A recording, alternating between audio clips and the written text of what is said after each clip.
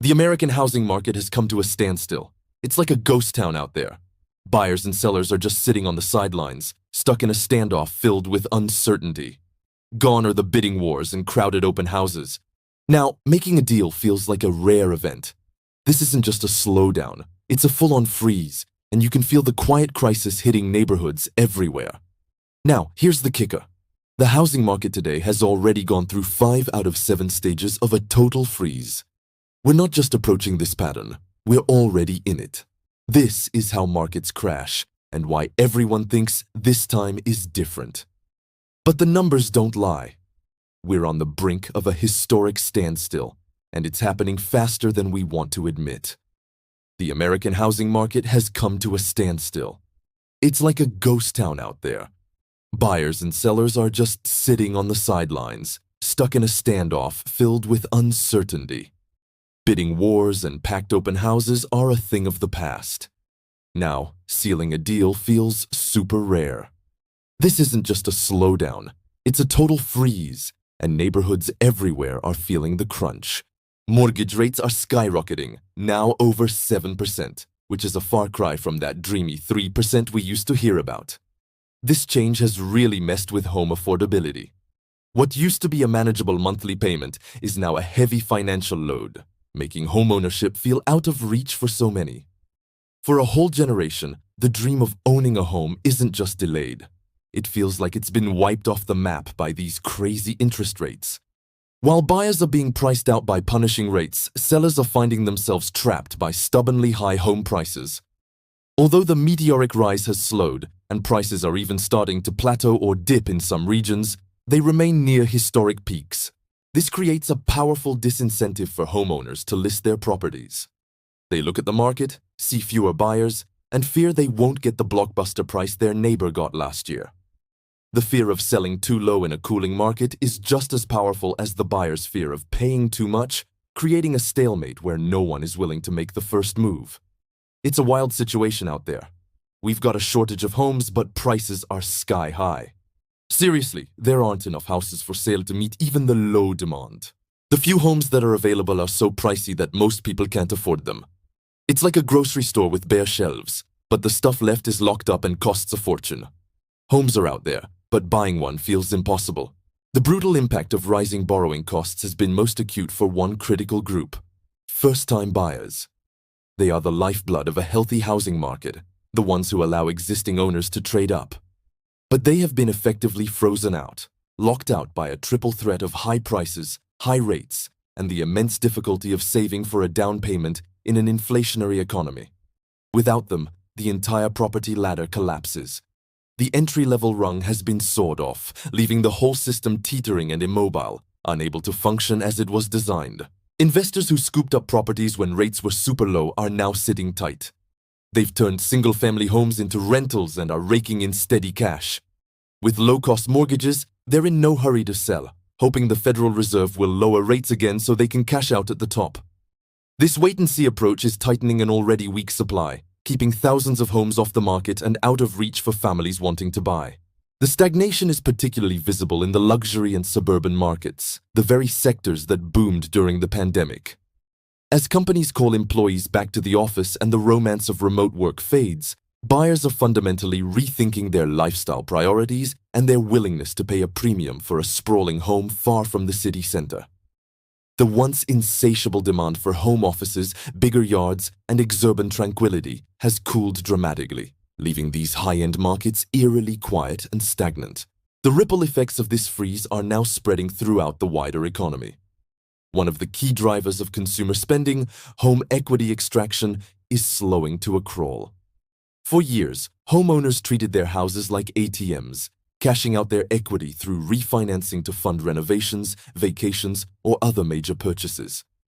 With rates now double what they were, that spigot has been turned off.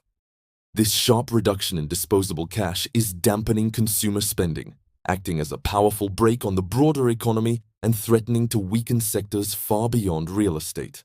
The data paints a bleak picture of this transactional drought. Mortgage applications have plummeted to multi-year lows, hitting levels not seen in decades.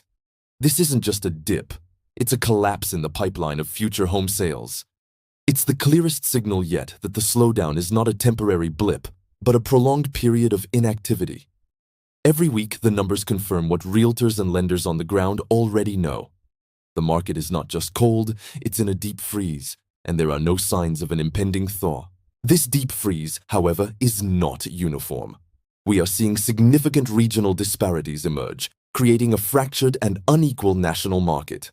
The once booming Sunbelt and other pandemic hot markets, like Austin and Phoenix, are cooling the fastest as the speculative frenzy gives way to a harsh economic reality.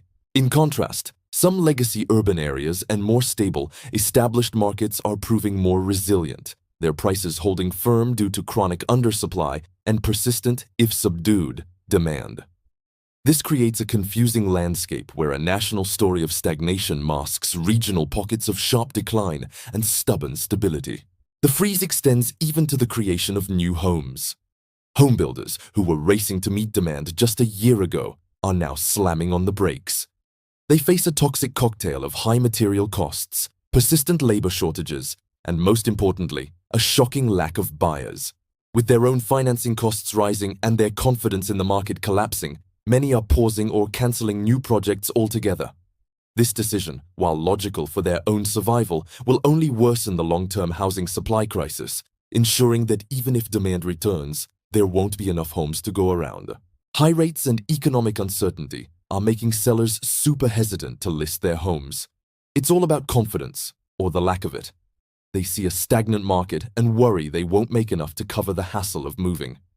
Many homeowners think the safest bet is to just stay put, which is leaving the market in serious need of inventory.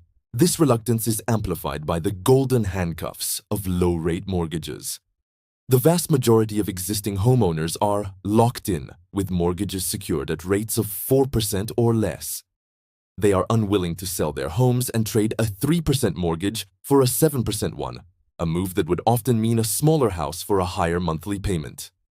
This powerful financial disincentive prevents people from trading up, downsizing for retirement, or moving for a new job, effectively paralyzing the normal churn of the housing market and contributing significantly to the deep freeze. As the market seizes up, the affordability gap is widening into a chasm, particularly for middle and lower income households. The dream of homeownership, long considered a cornerstone of middle-class stability, is now slipping further out of reach. While the wealthy can continue to transact, the very people who need the stability and wealth-building potential of a home the most are being pushed to the permanent sidelines. This is not just an economic issue, it is a social crisis in the making, deepening inequality and threatening the social fabric of the nation. In this chilly market, cash buyers and big investors are calling the shots. They can snag properties at a discount from desperate sellers, leaving regular buyers in the dust. It's turning homeownership into a game for the wealthy, while everyday folks struggle to keep up. Instead of being a family dream, owning a home is becoming just another financial asset for the elite. How wild is that? In the face of this growing crisis, government interventions have proven to be largely ineffective. Initiatives like tax breaks or modest first-time buyer programs designed to stimulate activity have failed to make a significant dent. The problem is simply too large. A small credit cannot bridge the massive chasm created by 7% mortgage rates and historically high prices. These measures are like trying to thaw a glacier with a hairdryer.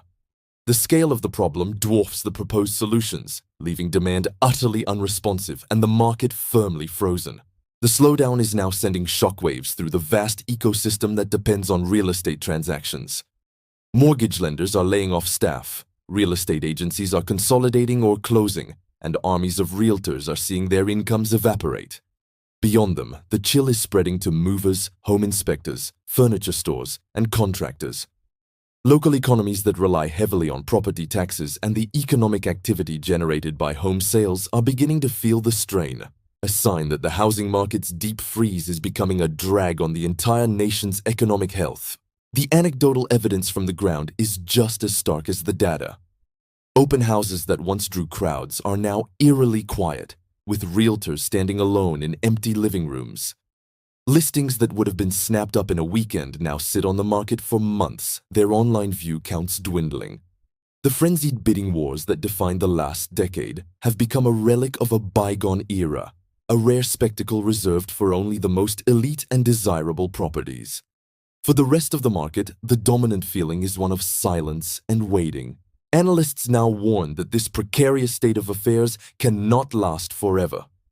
The market is a coiled spring, and the tension is building. If interest rates remain stubbornly high and the economy continues to slow, a broader and more painful housing market correction could become unavoidable. The current freeze is not a stable equilibrium. It is a temporary, fragile state. The pressure is mounting, and at some point, something will have to give way. We're all wondering, how long can this market freeze last before it cracks? The standoff between buyers and sellers is getting tense, and every day without deals adds pressure. It's not about if a correction is coming anymore. It's about when and how bad it'll be. The housing freeze of 2024 is setting the stage for a reset that could change the American dream for a whole generation.